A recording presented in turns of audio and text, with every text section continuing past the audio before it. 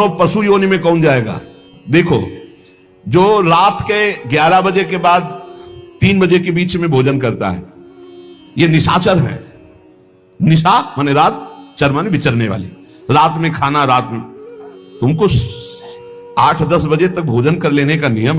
11 आखिरी है, 11 के बाद भोजन में बिल्कुल नहीं होना चाहिए। ये रात नहीं है ऐसे कि तुम्हारा जब मना है तब भोजन। 11 से लेकर 3 बजे के बीच में बिल्कुल नहीं।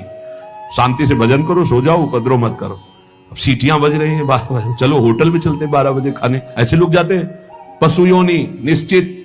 अपवित्र भोजन, दुर्गंध युक्त भोजन, अभक्ष भोजन, इनको पाने में जो आनंद मानता, रात के 11 से 3 के बीच में भोजन, जो रात में आहार ऐसा करता है उसको पशु योनि मिलती है।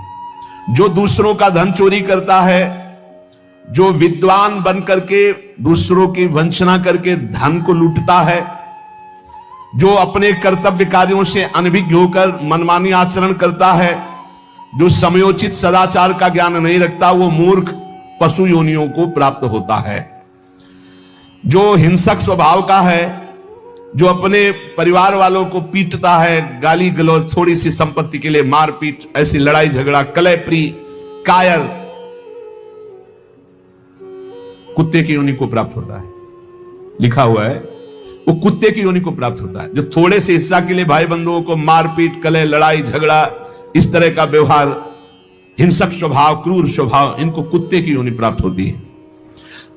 जो चंचल स्वभाव, देखो कुछ ना कुछ करते जा, बैठे तो पैर हिला रहे, वो मतलब शांत नहीं रह सकते, उनके शरीर में वाइब्रेट होता रहता है। वाइब्रेट जैसे मोबाइल नहीं झनझनाता रहे, वो झनझनाते रहे। सुन ले भाई क्या बनोगे। और जो दूसरे के भोजन के लिए लालायित रहता है, कहां से निमंत्रण आ जाए, कैसे हो जाए, क्या व्यवस्था बन जाए, सुनो।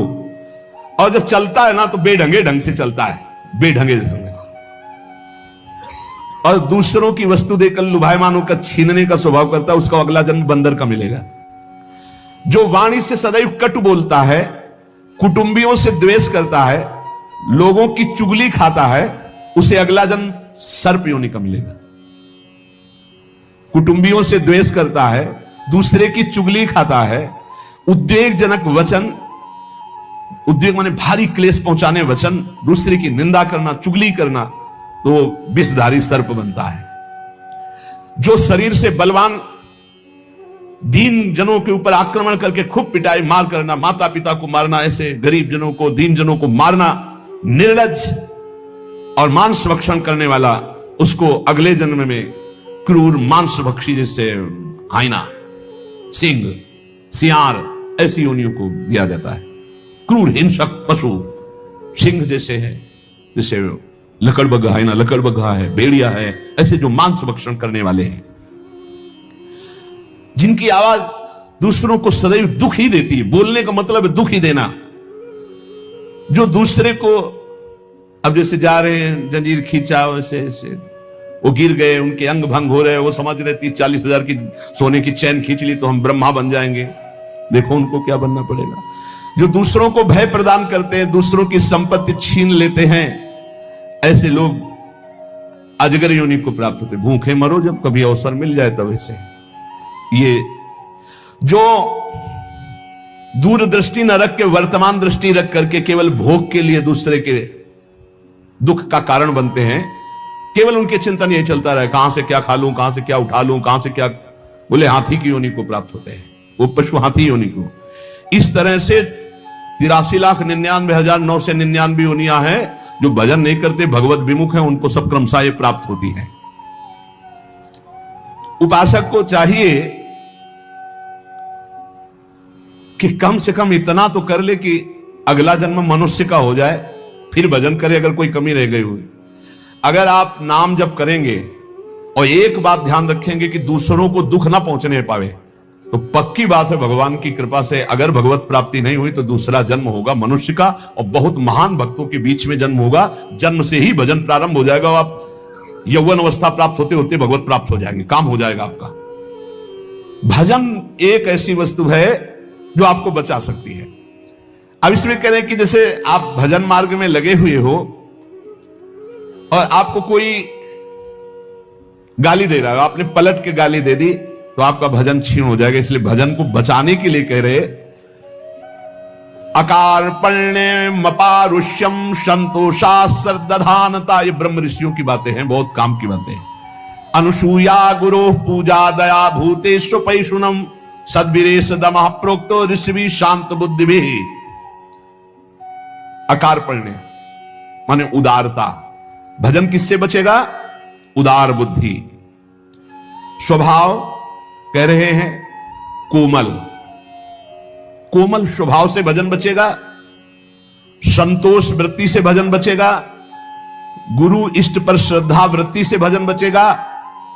दोष दृष्टि किसी पर ना हो, इसका अभाव हो तो भजन बचेगा। गुरु शुश्रूषा सेवा से भजन बढ़ेगा।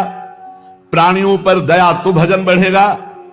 किसी की भी चुगली ना करना, संत और ऋषि मुनियों का संग करना, इससे भजन बढ़ता है, पचता है।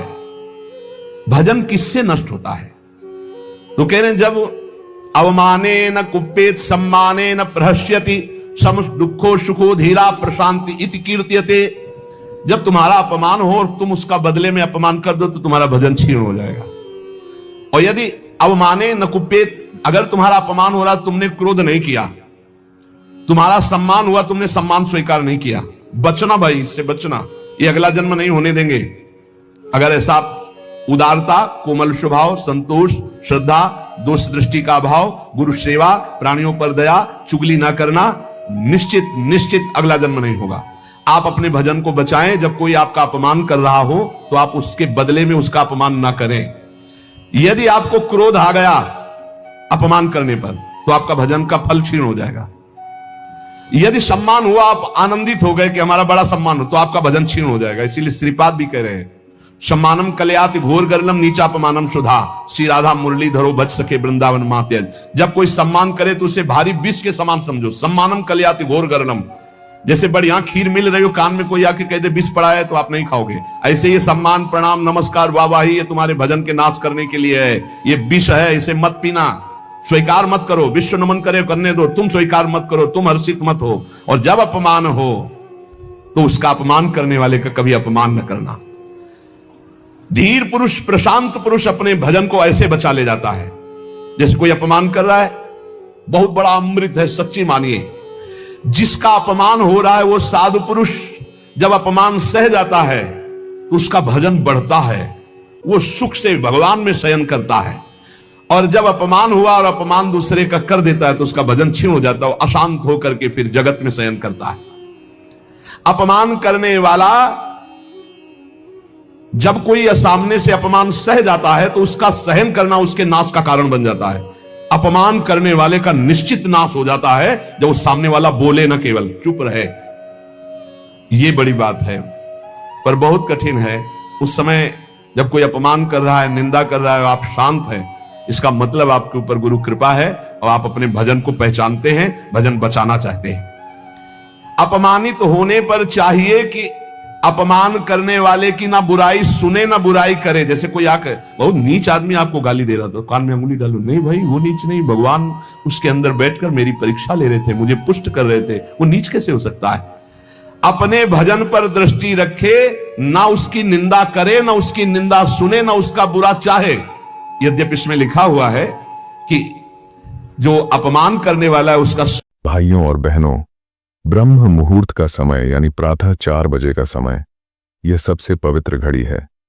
प्रेमानंद जी महाराज कहते हैं, इस समय उठकर अगर आप सिर्फ राधे राधे नाम का जप कर लो तो तन के रोग, मन की पीड़ा और जीवन की सारी कठिनाइयां दूर होने लगती हैं। राधा नाम ही सबसे बड़ी औषधि है, राधा नाम ही सबसे बड़ा अमृत है। जो भी इस बेला में नाम जपता है उस पर कृपा बरसती ही बरसती है। प्रातः 4 बजे उठकर इस नाम को जपना। अगर रोग दूर ना हो तो मुझसे कहना। इसको आप वीडियो में डालेंगे तो पहले सूर्योदय का दृश्य, फिर मंदिर की घंटी, फिर राधे राधे जप करते भक्त दिखा सकते हैं।